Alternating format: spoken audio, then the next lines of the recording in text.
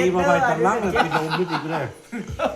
บ่แขนไปโดมเลย ใช้ลงครับนี่ก็สมัครพูดจ่อยเยอะเลยแต่เขาไม่ได้ก็มาแล้วน้องนี่ลืมสวรรค์แล้วบ่ทันได้ทำข้าวเลยทำข้าวงานไรจะพูดว่าอะไรนะ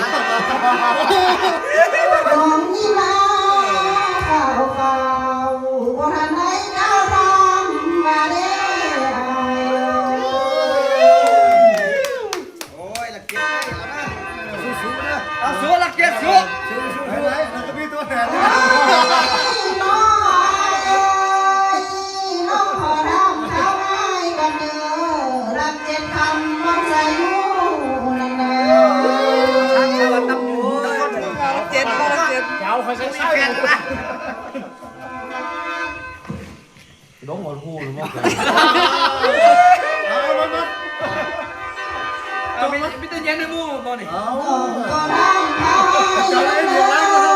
ให้ลงเหือนมานี่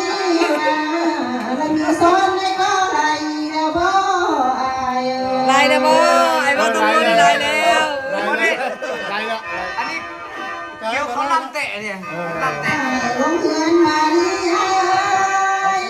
แล้วมีใส่ก็พูดแล้วบ่อาย กู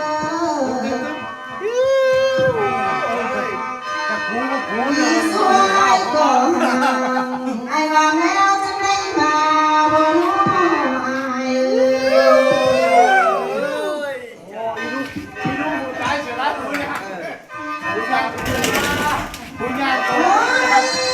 น้องได้แค่เข้าใกล้น้องก็พิงไปให้จำนั้นเบิ่งเด้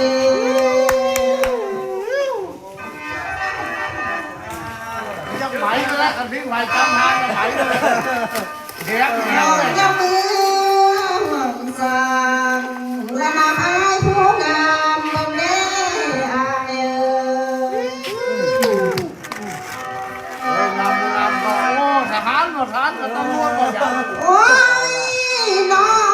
ยน้องนี่ต้องกันไกลให้ไรแล้วคือไก่ต้มให้ไร ทหารมึงงงหรอก ทหารว่างมนะจะงม เขาบอกพาพังไปสิพิดา กันเป็นอายนั้นนะว่าไปโคตรเอาน้องขึ้นคำชมยิ่งแม่บอกหูแล้วอาย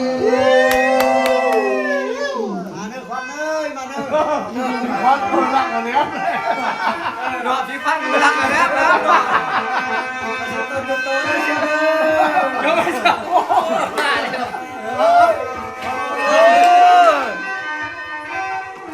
ผมเป็นสไลด์จำนวนคนจอยเดียว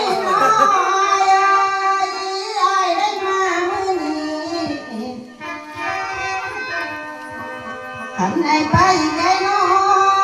งขันน้องคิดทอดอายให้น้องไว้ยังได้ตามน้องคนงามน้องเอ้ย เบิ่งทางบางทางดาวสามอ่ะ น้องอยากหายอยู่เบิ่งไว้น้องมีส่งหูไปสิให้ได้ก็คือนะเอ้ย สั่งมาคือแท้เด้ ก็คือแต่หน้าเด้แต่แววตามันบ่หูไอ้เอ้ยคือก็คือต่อแก้มมาทั่วแย้มพาดบ่คือมาเด้ไอ้เอ้ย ซึ่งก็คือผู้อยู่เฮือนนะแบบก่อนเดียวจังมา บ่แขนกันจังดีจังจ้าแล้วก็ตายมันใส่ลงหันคนเขานี่ปลาดุกเคยเป็นการ นับโมเขียนนับปนับมาแล้วบ่จู นับพิษหูหรอพ่อเห็น พอเขาก็บุกเพื่อนพ่อสิยอมเพิ่มเลยครับ โอ้โหหลังลมกัน เอาเสมอซะไอ้เพี้ยนอ่ะ เอามือแล้วมือเขาแล้ว ใส่ โอ้ยน้อยน้องมีเสื้อมาปีใดใดสิยังมีน้องจะเล่าใหญ่ จะนอนฟังไม่ได้เลยฟังไม่ได้ อเนอะแม่แก้วเอ้ยพี่ควันจะจ่าเลยเนอะ น้องมีเสื้อมาเป่าน้องไว้แค่แนวมือในเด้ออายเอ้ย วันได้มาเด้อวันได้ น้องมีลมมักอายซะแล้ว ลงมักแล้ว มักกะลังกันนะเดี๋ยวใดไอ้เอ้ย มาเด้อวันเอ้ยมาเด้อ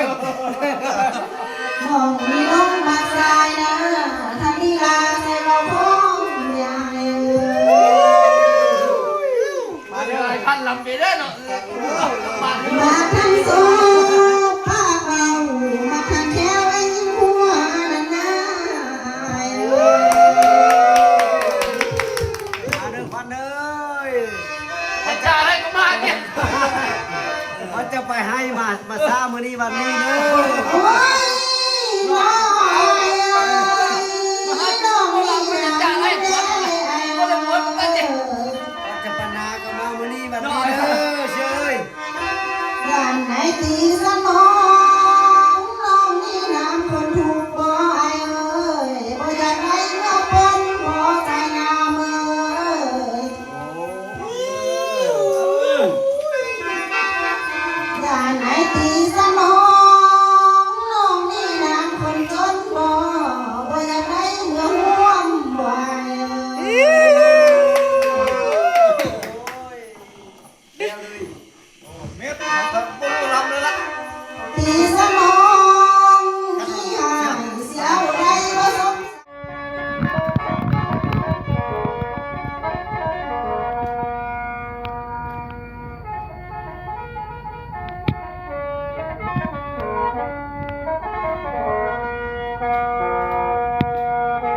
ผมมีหน้าถอยลึกมากนะมีสภาพกินภาพกิน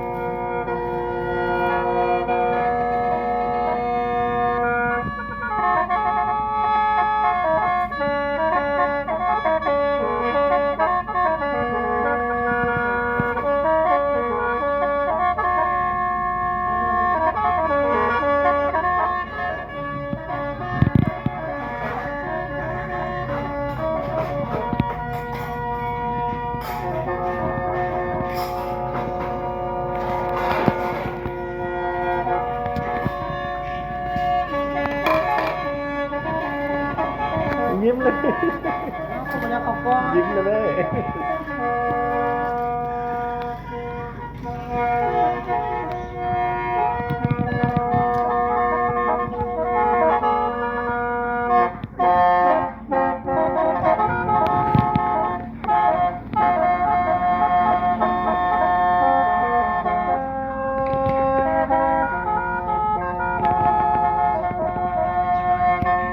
Hãy subscribe cho kênh Ghiền